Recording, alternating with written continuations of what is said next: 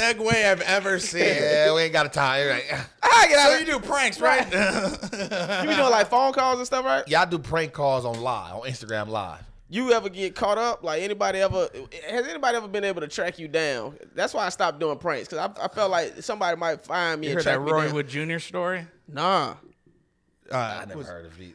Robert Jr. used to do prank calls, and there was They used to be hilarious too. Yeah, he did so they were gonna have him do a hip hop album of prank calls where they prank called a bunch of different artists, and he prank called Jay Prince, and he was like talking a bunch of shit and stuff, and then Jay Prince was like, "Hey, where you at?" And he was like, "Oh, it got serious." He was like, "Oh, this is just prank call. We're just kidding." And then the producer stepped on. It was like, "Hey, this is Robert Jr. We're just a comic, blah blah blah. We're here at the studio, blah blah." He was like, "Oh, so you at the studio? Bet." And then he hung up, and then Robert Jr. was like, "All right, I'm out of here." And he hopped on a plane immediately and left. Ooh, Yeah. Jay Prince don't play, bro. Yeah, that's crazy. I do them, but in certain areas I have security. In certain areas, Right.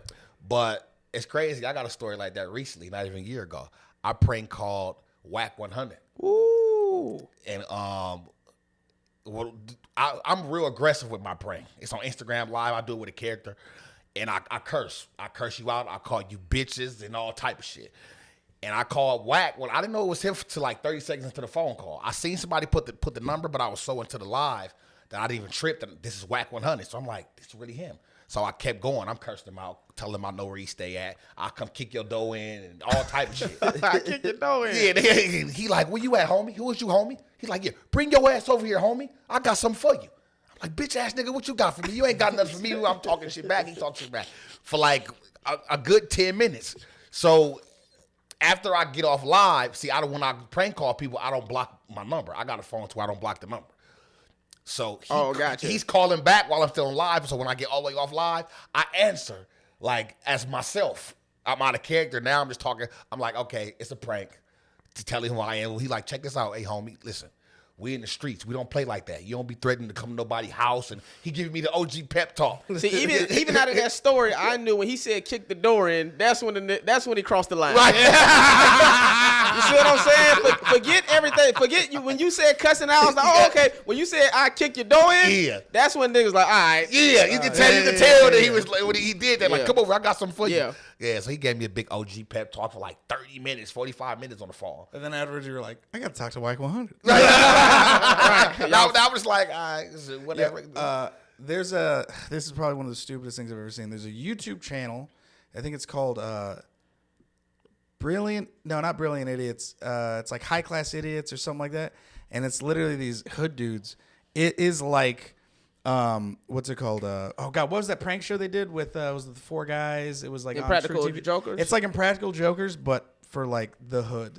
They go up shit. to like not the best neighborhoods, and they like press fucking I know what you're clearly talking about. Yep. obvious gang members on the streets, and like. They get guns pulled on them. Bro, let me tell you, I've never realized the power of recording a phone, like having a record, because they were just like, no, we're recording, it's a prank show, it's a phone. Like they'll walk around, they'll be like, yo, you want to get sliced up? And the guy's like, what the fuck did you say? He's like, you want a slice? And the guy's like, what? So they start like, they're about to fight, and the guy pulls out a pizza. He's like, you want a slice of pizza? What? I'm not frightened. Bro, dude, it is the wildest shit I've seen. People got guns pulled on them. Yeah. Someone got like almost got their ass beat. It's thoroughly hilarious. Well, you heard Lil Real. That's why he almost that movie he did with Eric Andre. Yeah, and that Timmy was Nash. funny. Yeah, that was a funny ass one. I think it's called Bad Trip. Bad Trip. Bad That's Trip. what Bad it is. Trip. So, It was yeah. a whole improv show. Yeah, man, it's Yeah. funny as shit. But he said the first day he almost quit because it was a bit where him and Eric Andre, they supposedly had like their penis stuck together Yeah, with like with a the Chinese thing finger or trap, that yeah. finger trap, and they went into a barber shop, and the dude was like, "What the fuck?" And the dude pulled out a knife. And the dude chased them out, and then that nigga Real was like, I'm done with the movie. You know what I'm saying? And then he eventually, did the rest of the movie. But the dude was like, the only reason he didn't shoot Real is because he forgot to bring his gun that day. Oh, man.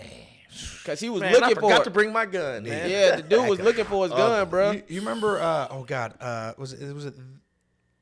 This Is America, and it was the Borat. What's the name? Borat? Yeah, Yeah. they did a show, and it was The Showtime show. The Showtime show. I'm such a comedy nerd, bro. I had Sacha Baron Cohen. Sacha yeah. Baron Cohen. So I had a friend who wrote on that, and they had to do it in secret because it was like everyone knows who Sacha Baron Cohen, and they could only do like one season. But they said they could only do one season because they said like, so one of the bits they did was They convinced two like conservative Christian loving Trump dudes to dress up and throw a fake quinceañera to catch sex trafficking Mexicans. Right, so they had like a dude in full on dressed up as in a princess outfit with the tiara and makeup, wearing a fake vagina, and then it was like it was just so funny. And the cops ended up coming and being like, "What are you guys doing?" And they were just like, "Well, we're trying to catch rapists." And he was like, "Is that a fake vagina?" And then like that was all they showed.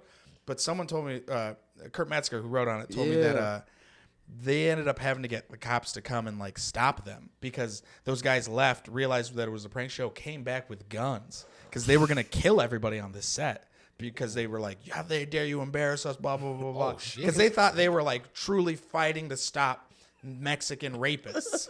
Dude, it was crazy, bro. And like Kurt was like, yeah, dude, I had to get the fuck out of there. They like fucking had, dude, it was wild. The cops were like, thank God the cops were, because they stopped people from getting murdered. Yeah. I mean, sometimes the cops actually do their job.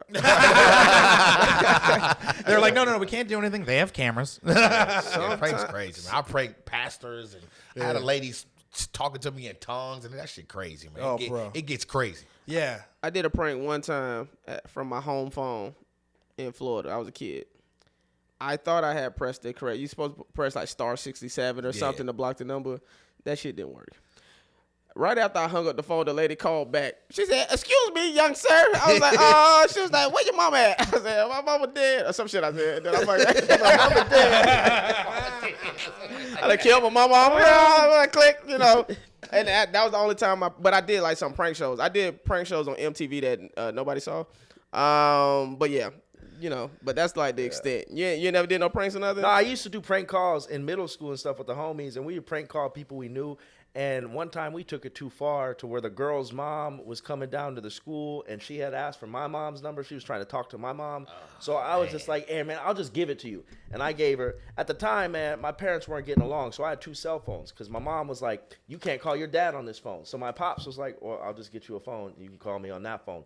So I gave her my other cell phone number.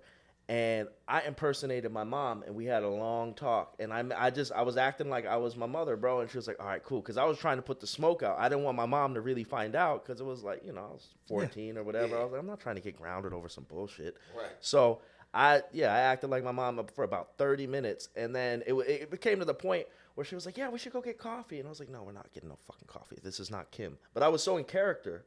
Like, I thought I was my mom for a second, and I had to step out. I was like, nigga, this is not real. Right. We are not friends. But you were trying to protect us. You wasn't trying to get grounded, so you had to stay in Yeah, care. and I had to be like a responsible parent. Like, I knew, like, it was like, yo, let me just talk to her and whatever. And then it kind of went too far again. Like, I got stuck in character, and it was like, oh, all right. Well, we can't get coffee because I'm not real. Yo. Want me down, I get it. Hate that I keep winning. Stab my back